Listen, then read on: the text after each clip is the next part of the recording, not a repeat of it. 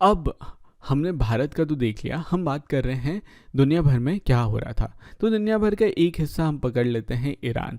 Iran में क्या हो रहा था, तो ईरान में हम मैप में देख लेते हैं कि कहाँ है ईरान।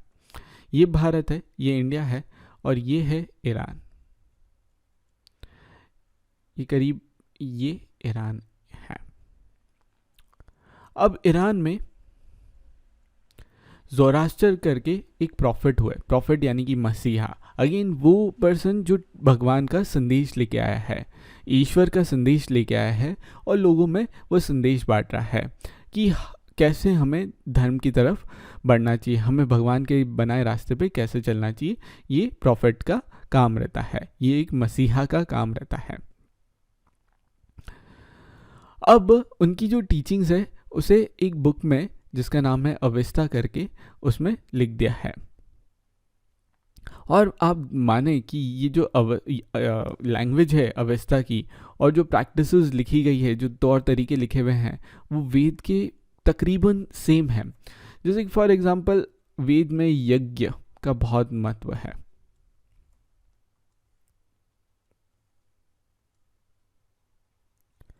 यज्ञ, यज्ञ वर्ड बार बार इस्तेमाल होता है। यहाँ पे भी जो अवेस्ता बुक है उसमें भी यज्ञ की जगह यस्न, यस्न का बहुत महत्व है। अगेन वही प्रैक्टिस होती है, वैसा ही है, और बहुत सारी सिमिलैरिटी दिखी है जो जोरास्टर रिलीजन है और जोरास्टरिज्म रिलीजन है, और वेद में, हिंदुइज्म के वेद में। बेसिक रीजन जो जोरास्टर की थी वो थी कि गुड थॉट्स होने चाहिए, गुड वर्ड्स होने चाहिए, एंड गुड डीड्स होने चाहिए। गुड थॉट्स यानी कि अच्छे विचार, गुड वर्ड्स यानी कि अच्छे बातें, एंड गुड डीड्स यानी कि अच्छी कर्म, अच्छे हरकत आप करें। ज़ेंड अवेस्ता, अब अवेस्ता भी बोल देते हैं या फिर ज़ेंड भी लगा देते हैं, बुक का पूरा नाम ज़ेंड अवेस्ता भी बोल सकते हैं। तो उसमें एक वर्ड्स है वो बहुत इंपॉर्टेंट है, लॉर्ड, यानी कि वो भगवान से मांग रहे हैं कि मुझे शक्ति दें और सत्य की जीत हो, साथ ही साथ मुझे अच्छी सोच दें, जिससे by means of which one shall create peace and tranquillity, जिससे मन में शांति आती है। पीस और ट्रैंक्विलिटी का मतलब होता है शांति, शांति आती है। हजारों साल तक ईरान में जोरास्ट्रिनिज्म मेजर रिलीजन रहा है। फिर जब जोरास्ट्रिनिज्म खतरे में पड़ा तो जोरास्ट्रियंस जो थे वो माइग्रेट किए ईरान से, और कहाँ चले गए, गुजरात और महाराष्ट्र। जब जोरास्ट्रियनिज्म जो है खतरे में पड़ने लगा, उसे प्रॉब्लम होने लगी दूसरे नेशंस से और दूसरे रिलीजन से, तो वहाँ के लोग जो है वो माइग्रेट किए, कहाँ पे, गुजरात में और महाराष्ट्र में। और आज की जो पारसी होते हैं, आप जानते होंगे इन पारसी को, रतन टाटा का नाम सुना होगा अगर आपने, तो वो भी पारसी है। तो टाटा कंपनी के जो टॉप पोजीशन में अधिकतर लोग रहे हैं, जैसे जमशेद जी जो रहे हैं, वो सब पारसी रहे हैं, और बड़े बड़े बिजनेसमैन जो रहे हैं वो पारसी रहे हैं। तो ये पारसी जो हैं वो उनके पूर्वज जो हैं, वो नहीं, उनके पूर्वज हजारों साल पहले भारत आ गए थे और भारत की शरण में आए थे, और अब वो भारत के ही हिस्सा है। अब मैं कीवर्ड्स की बात कर लेता हूँ आपसे कि कीवर्ड्स कैसे क्या। तन्हा, तन्हा का मतलब प्यास, द थर्स्ट, जो बुद्धिज्म में बताया गया है कि इंसान की प्यास, इंसान की डिज़ायर जो है वो लिमिटलेस है, उनका कोई अंत नहीं है, और वो कभी प्यास बुझ ही नहीं सकती। प्राकृत, प्राकृत वो लैंग्वेज थी जो कॉमन लोग जो भारत में रहते थे वो बोलते थे। उपनिषद, उपनिषद काइंड ऑफ हिंदू टेक्स्ट है, हिंदू टेक्स्ट है, और बहुत सारे टाइप के उपनिषद रहते हैं जो कि डायलॉग फॉर्म में है। आत्मा, आत्मा यानी कि सोल, इंडिविजुअल सोल को आत्मा बोलते हैं। ब्रह्मांड, ब्रह्मांड यानी कि यूनिवर्सल सोल। अहिंसा, अहिंसा यानी कि नॉन वायलेंस, यानी कि किसी को हर्ट नहीं करना, किसी को मारना नहीं, किसी को प्रताड़ित नहीं करना, परेशान नहीं करना। जैन, जो जनवाणी को फॉलो करते हैं, जो महावीर को फॉलो करते हैं, उन्हें जैन बोला जाता है। संघ, संघ यानी कि एसोसिएशन, एसोसिएशन एक पॉलिटिकल एसोसिएशन जो पिछले चैप्टर में पढ़ा, और ये वाले संघ जो थे वो वाला एसोसिएशन था जो कि एक साथ रहते थे और एक ही रिलीजन को फॉलो करते थे, या तो जैन या बुद्ध, इस टाइप से संघ फॉलो करते थे। भिक्खु, भिक्खु यानी कि अगर प्लेन लैंग्वेज में देखा जाए इंग्लिश में तो बेगर्स, भिखारी। लेकिन ये जो थे इनका ओहदा थोड़ा अच्छा था क्योंकि इन्होंने अपना सब कुछ त्याग दिया है धर्म के लिए और वो भगवान की राह पे चल रहे हैं। इन्हें भिक्खु, ये भीख मांग के खाना खाते हैं क्योंकि इनके पास कुछ होता ही नहीं है।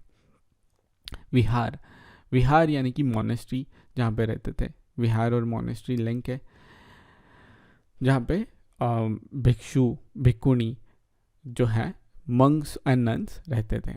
आश्रम, आश्रम जो है वो हम आश्रम जैसे समझ रहे हैं या उससे नहीं है, यानी कि जहाँ पे सेंट रहता है और ये वो नहीं है। आश्रम एक स्टेज ऑफ लाइफ है जो कि 4 स्टेजेस में डिवाइड है।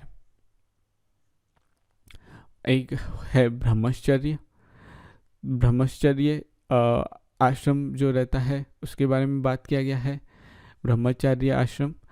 दूसरा है गृहस्थ आश्रम, तीसरा है वानप्रस्थ यानी कि फॉरेस्ट जाना, एंड फाइनली यह है संन्यास, संन्यास यानी कि सब कुछ छोड़ के, फाइनली सब कुछ छोड़ दिया उन्होंने, वो वाला आश्रम।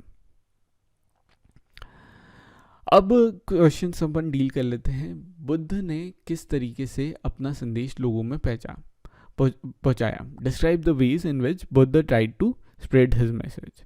तो बुद्ध ने अपनी टीचिंग्स को जगह जगह जाके फैलाया, उन्हें सरमन्स बोलते हैं। उनकी टीचिंग्स को जो है उससे लोग प्रभावित हुए और उन्होंने बुद्ध रिलीजन फॉलो करना स्टार्ट किया। अब ट्रू एंड फॉल्स की बात कर लेते हैं। The Buddha encourage animal sacrifice.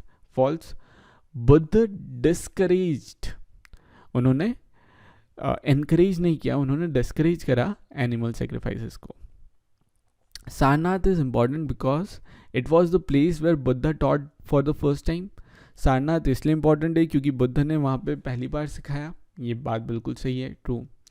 Buddha taught that कर्म, तीसरी अपन बात कर रहे हैं, तीसरा ट्रू एंड फॉल्स का स्टेटमेंट हम बात कर रहे हैं। Karma has no effect on our lives, तो ये फॉल्स है। बुद्ध का मानना था karma has effect on our lives, जो सही स्टेटमेंट है। बुद्ध अटेन्ड एनलाइटमेंट एट बोध गया, बिल्कुल सही बात है, उन्हें एनलाइटनमेंट मिला, उन्हें एनलाइटमेंट बोध गया में पीपल के ट्री यानी कि बोधि वृक्ष के नीचे मिला। उपनिषद thinkers believe that आत्मा एंड ब्रह्मांड वर अल्टीमेटली वन, ये बात ट्रू है, ऐसा वो सोचते थे। कुछ इंपॉर्टेंट डेट्स की बात कर लेते हैं। Upanishad thinkers Jain, Mahavir and Buddha, Jain teacher Mahavir and Buddha कब आए थे? आज से 25,000 साल पहले।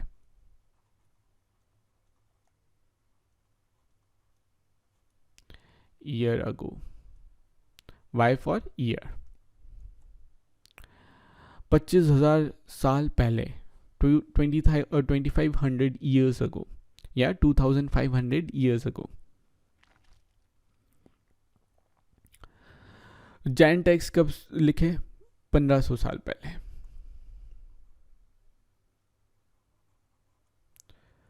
1500 years ago, 1500 years ago text, यानी कि बुद्ध के महावीर के 1000 साल बाद लिखे गए Jain text. What were the questions that Upanishad thinkers wanted to answer? उपनिषद के थिंकर्स क्या क्या बातें आंसर करना चाहते थे? एक लाइफ एंड डेथ के बारे में वो क्वेश्चन करना चाहते थे। आफ्टर लाइफ क्या होता था? आत्मा और ब्रह्मांड का कंसेप्ट के बारे में उपनिषद थिंकर्स बात करते थे। Main teachings of Mahavir, Mahavir की मेन टीचिंग्स क्या है? तो अहिंसा है, ऑनेस्टी है, स्टील नहीं करना, सेलिबसी यानी कि ब्रह्मचर्य है,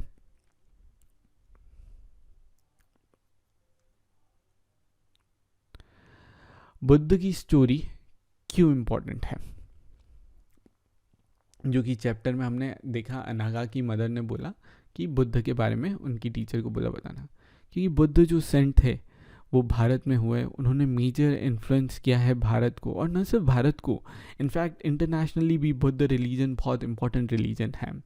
China, Japan, Vietnam, Thailand, Sri Lanka और न जाने कितने नेशंस और कितने लोगों को प्रभावित किया है। इसलिए बुद्ध की लाइफ के बारे में जानना इम्पॉर्टेंट हो जाता है। अब एक और क्वेश्चन कि क्या उस समय इजी था स्लेव्स को संघ ज्वाइन करना? इजी तो नहीं था, क्योंकि कोई भी ओनर परमिशन इतनी इजीली स्लेव्स को नहीं दे पाता था। उनकी प्रॉपर्टी थी, वो क्यों देगा? कुछ दे देते थे, कुछ नहीं देते थे। इस कारण से स्लेव्स का बुद्ध रिलीजन में पार्ट बनना, संघ का पार्ट बनना डिफ़िकल्ट रहता था।